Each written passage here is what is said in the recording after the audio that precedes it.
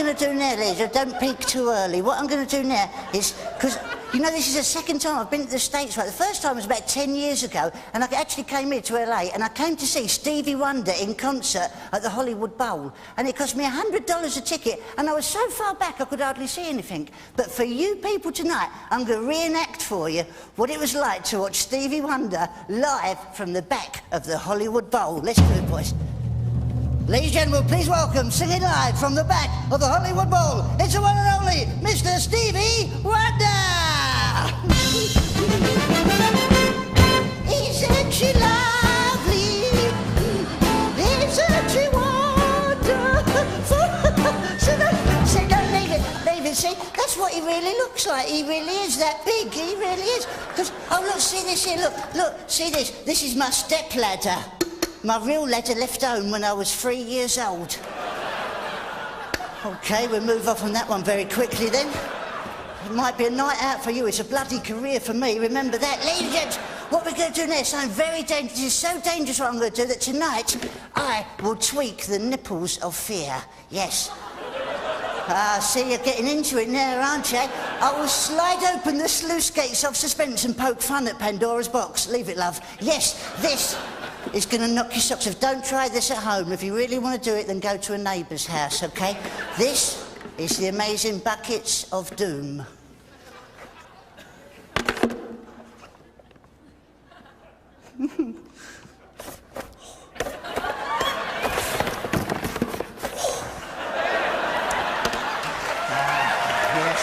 Because, ladies and gents, what I'm going to do now... no, please, save it for the end. I've got a weak finish. Because what I'm going to do now, ladies and gents, it's now time for my tribute to one of the greatest vocalisers the known world has ever known. It's my tribute to Mr. Johnny Mathis. Thanks, Johnny. OK, so what I'm going to do... yeah, thanks, lads. You're a big help, please, gents. It's my tribute, ladies and gents, to that lovely man.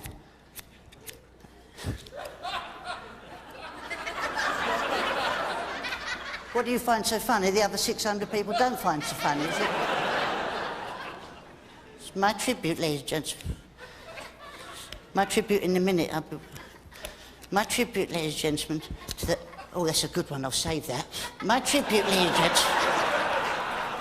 It's my tribute to that lovely man, Mr. Johnny Mathis. With music for the millions. A ray of hope flickers in the sky. Has someone else come on? What happened then? A tiny star lights up way up high. All across the land dawns a brand new morn. This comes to pass when the child is born. What lovely words, aren't they? Ha ha ha ha ha ha ha ha.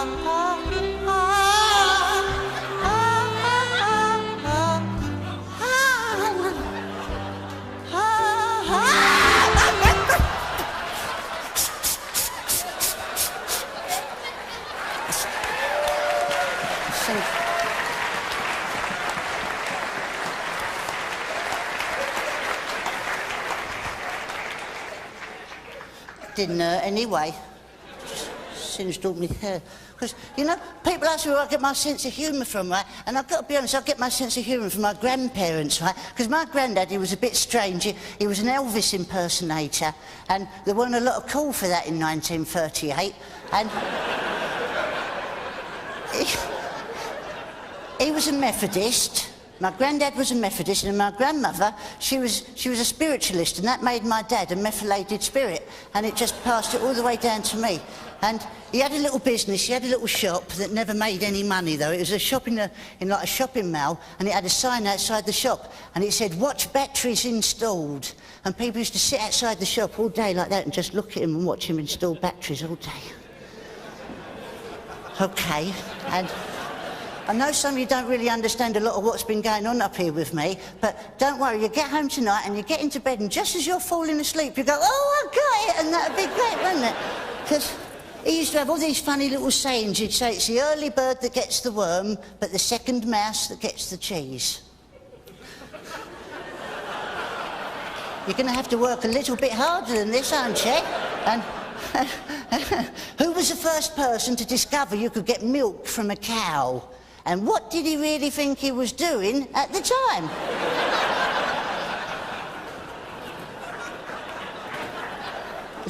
Laughter is the best medicine. Unless you're a diabetic, then insulin works better, was the other one I remember. But I remember on my 7th birthday, my mum and dad took me around to see my granddad, and he was out the back, he was digging the garden, he was going, yeah, get down like that, shabba. And I'm not waiting for these anymore, and he looked at me. He looked at me at the corner of his eye, right, because he just used the corners because his eyes were very small, right? And he came running over and he picked me up and threw me in the air and walked away. He was brilliant like that. And when I came to, I looked up, he said, it's your birthday, isn't it? I said, that's right, Grandad. He said, what would you like? I said, Grandad, I'd like a bike. He said, a bike? I thought you already had one. So I said, well, I have. It's not for me. It's for my toy monkey. And he said, you've got a monkey, have you? I said, yeah. He said, what's his name? So I said, Spank. So I went, oh, that's a nice name for a monkey, isn't it? So I went, yeah. He said, well, come down to the workshop and I'll see what I can do. And we got down to the workshop and we got this old shoebox out, right? And inside it, I said, what's here? He said, it's a load of magical equipment. So I said, what's in there? And he got out this old cigar box and a reel-to-reel tape recorder. I said, Grandad, that's just a load of old junk. No one can make a bike out of that. He said, I can, because I'm your magic Grandad. No, he really did. And this is what my Grandad made for me on my 7th birthday.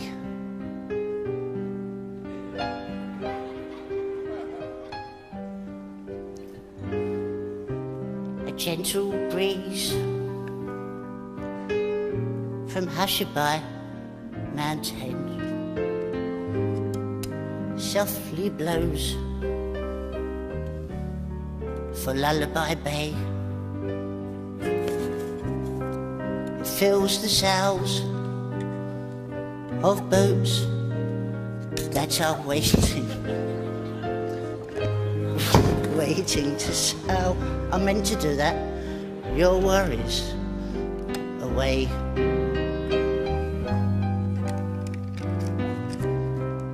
It's not too far from Hushabye Mountain, and your boat waits down by the quay. The winds of night are so softly sighing.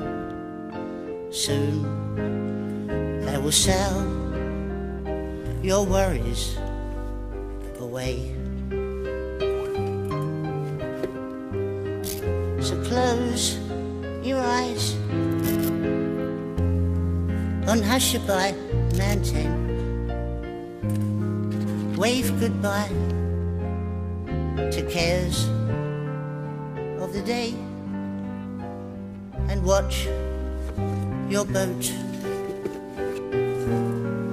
from Hushabye Mountain sail far away from Lullaby Bay.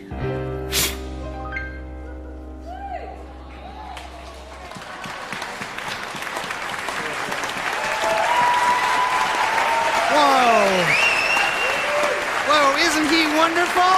Let's hear for Joe Pasquale! Oh,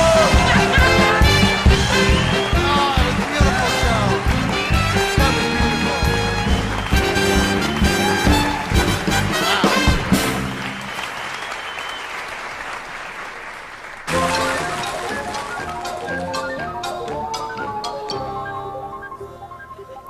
I'm Dr. Bunsen Honeydew. This is Muppet Labs, and I'm tickled pink to announce our solution to the banana problem. As you know, Once removed from the bunch, bananas cannot be reinserted.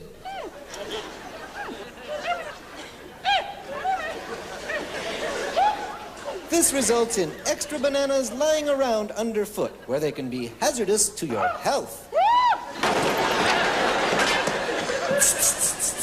Such problems disappear with our new electric banana sharpener. Show them, Beaker.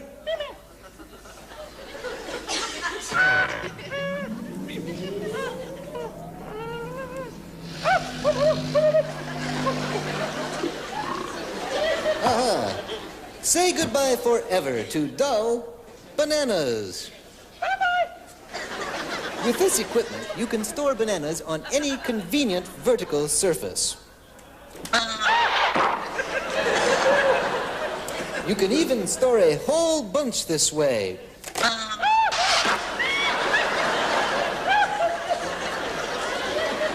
And that's all for today from Muppet Labs.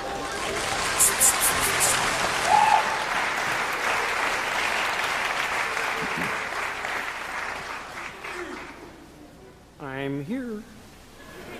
But it's dark. No, it isn't. Hi-ho, ladies and gentlemen. Listen, I just want to take a moment to thank you all for coming tonight. It's fun to bring everyone together to put on a show, but the real reason we're here is to support Save the Children and the work that they do helping kids around the world. That's right. That's right. That's right. And, now more than ever, we know how important that work is.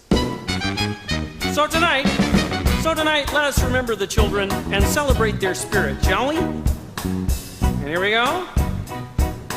2, 3, 4. It's in the singing of a street corner choir. It's going home and getting warm by the fire. It's true wherever you find love, it feels like Christmas. What kindness we smell with another. Right. Places you find love, it feels like Christmas. It is. Mary, the way of love made clear. It is the season of the Spirit. The message, if we hear it, is making last all year. Well, that's not bad so far, guys. Shall we go on? Yeah. Okay, Pepe? It's in the giving of a gift to another. A better gift than what was made by your mother. It's all the ways that we show love that feels like Christmas.